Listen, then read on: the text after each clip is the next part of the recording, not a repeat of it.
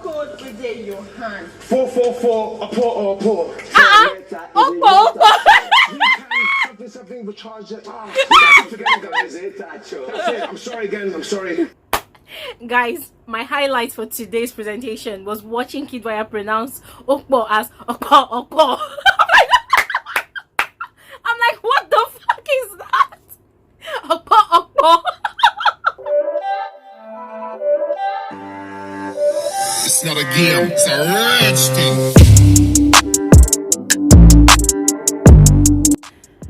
Hey guys, you're welcome back to my YouTube channel. My name is Glory Elijah and this is Practically Glory. I'm sorry guys, but I just can't stop laughing. I laughed so hard today. I haven't laughed this hard in a long time and it felt so good. Thank you so much to Kidwaya for entertaining me so much. Guys, today was simply amazing in Biggie's house. And by the way, if you don't know, Biggie has started his few days vacation, as they called it, and Kidwaya is currently in charge of the affairs of the house. Although he still goes into the diary room frequently because Biggie is always ringing that damn ringtone, so he's always going into the diary room to get instructions from Biggie. So let's see how it goes. And of course today Biggie further started giving the housemates secret tasks, and Kidwaya got his own secret task today. But before I continue with all those juicy details of today's events in the lockdown house, please, if you are yet to subscribe to my channel, pause this video and click on the red subscribe button to become a part of the family.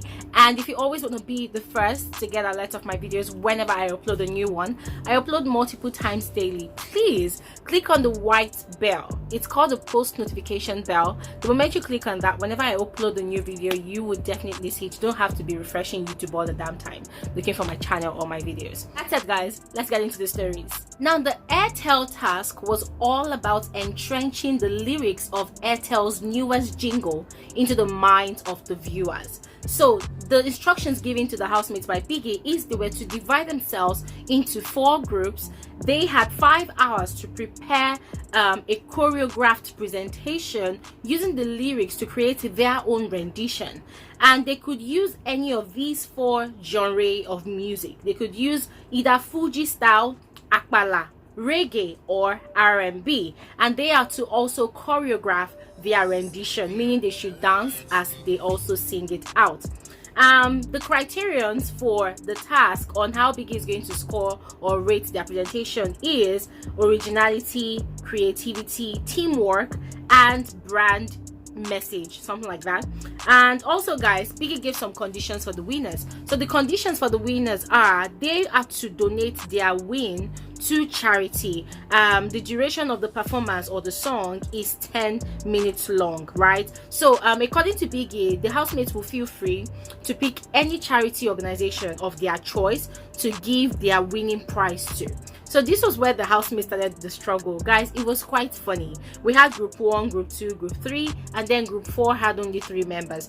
And so guys, that was how these housemates started their hustle. It was so funny guys. I don't even know how to explain it to you, but let me just show you some bits and pieces of their presentation in these clips. You can use the numbers now. Oh yeah, oh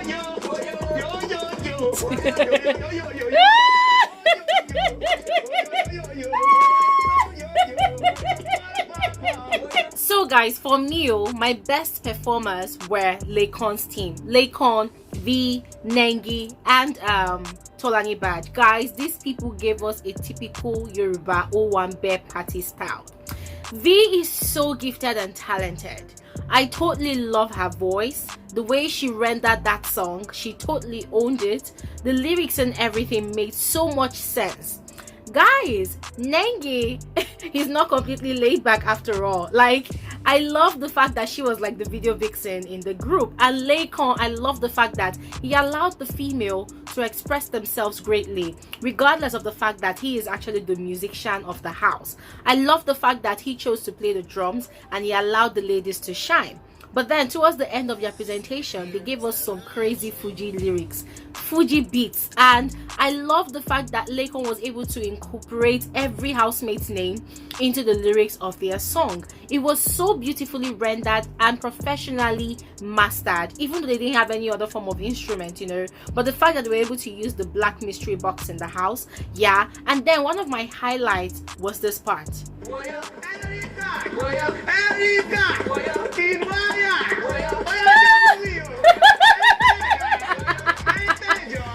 So when Laycon was hyping Erica's name, guys, it felt so good watching those two people hype each other. Erica was hyping Laycon, you know, it felt really good. Remember back in the day in week 1 when Biggie played Laycon's song, Erica was like Laycon's hype woman. She was at the forefront of the crowd. She was so excited for him. She kept on cheering him on, and you could see in her face and in her eyes that she had so much adoration for this guy, you know. But I don't just know what went wrong with all this bad vibes, bad energy here and there, you know. So it felt so good for just that flip second, yeah. And then guys, the next people that completely cracked me up, guys, I swear down, I was laughing so hard I could not control myself. It was Kidwaya, Erica, and Chukwu group, guys. I'm sorry to say, but I know that Kidwaya is, I won't say partly Nigerian, like dude is completely not Nigerian. Even the way he dances on the dance floor, he dances like all these Oyibo men that has no reading. I swear down. And then when Kidwaya wanted to pronounce Okpo, I was like, Okpo. Hold within your hand. 444, Okpo. Something to charge it. Oh my goodness, guys, it was so funny, and Erica did not help matters because Erica kept on laughing. Erica laughed though. Erica laughed to the point that she forgot what she wanted to say, and then Kidwaya continuously forgot what he wanted to say, and he kept on apologizing to the rest of the housemates. Oh, I'm sorry, we have to take this again. I'm like, dude, I don't understand. And I feel like Kidwaya is so used to a particular style of presentation. If you notice, when they had the Deluxe challenge, he gave an amazing performance. When they had the Flutterwave challenge, he gave an amazing performance as well. So I feel like he wanted to bring back that same old style of presentation into this one. But for me, I felt like it was a total flop because it just did not gel well. It did not work at all. This kind of presentation did not require people to talk or give long speeches. No, all it required for you to do was to just come and do your thing, and that was what Laycon's group did, and that was what part of the things that made them stand out. They did not waste time in giving long speeches. No, instead they invested so much energy, you know, in perfecting their craft and coming to entertain not just the rest of the housemates but the viewers. I mean, look at Prince dancing, look at the rest of the housemates dancing. Like, Prince completely said, you know what, this is the end of it, everybody just go home, that this one's, they've won. You know, it was quite interesting. I had so much fun watching them. So Erica was just laughing, and Kidwaya got really upset, you know. Erica was explaining herself to the to some of the housemates, Chukwu and Tolanibaj, that the reason why she was laughing was because she just did not understand her part. Their storyline was just too long. It was very, very confusing. They did not completely get the storyline. They didn't understand what Kidwaya was doing, where he was coming from. So I'm like, okay, fine. These people are so used to winning, probably, that they completely forgot the essence and the need for teamwork. So I feel like there was no teamwork whatsoever. But in all, it was so much fun watching these housemates bring to the fore their level of creativity. You know, I had so much fun just watching them and laughing, you know, and learning about the Airtel product and all of that. And at the end of the day, Laycon's team won. So they won 2 million naira and a choice to give back that money to any charity organization of their choice. Now guys, tomorrow is V's birthday, V's 24th birthday, and Neo has been planning since last weekend on what to do to make it quite memorable for V. So during his diary session yesterday, he requested of Biggie that Biggie should assist them with props, you know, on things to make V's birthday more interesting and entertaining. Remember, last season was, I think, Mercy's birthday, I think, I think. Was it Mercy's birthday? I think it was Mercy's birthday that Biggie gave them a lot of props, alcohol, cake, and a lot of things, you know, that they used to celebrate in the house. And so Neo wants to do something elaborate for V. So Biggie gave Kid Wire a secret task. Now the secret task is to tell Neo to give away all his Bbnaija for the week just to get flowers for V, and also to give away some of his personal belongings to also get loud. Loud is weed. So guys, I don't know how this is going to work, but Kidwell was able to convince Neo, and Neo finally accepted that okay, he has agreed, because Kidwell was telling him that listen, you just have to say it and repeat after me that I have agreed to give away all my Bbnaija for the week. Guys, do you know what that means? For Neo not to have any Bbnaija for the week. Hey God. It means that if they lose their wager and every other person has money in the house, Neo will be broke. So he needs to have somebody that's going to have his back and will be willing to share their own money or pocket money or whatever with him. So he is sacrificing all his money for the week, whatever money he's going to earn from all the tasks they are doing. In fact, if they do 5 tasks this week and they win money in whatever team he belongs to, he's not going to get any Bbnaija. So he's going to be a broke man, like a broke man for this week, just because he wants to get flowers for V. But Kidwell was advising him that listen, this is a very, very good idea because V is not expecting it from you. So she's going to find this really, really nice and sweet of you to be so thoughtful to give her flowers. And Neo accepted. And then Kidwell also convinced him that he should give away one of his shirts. So Neo said, okay, he's going to give away one of his shirts. I'm like, hey, God.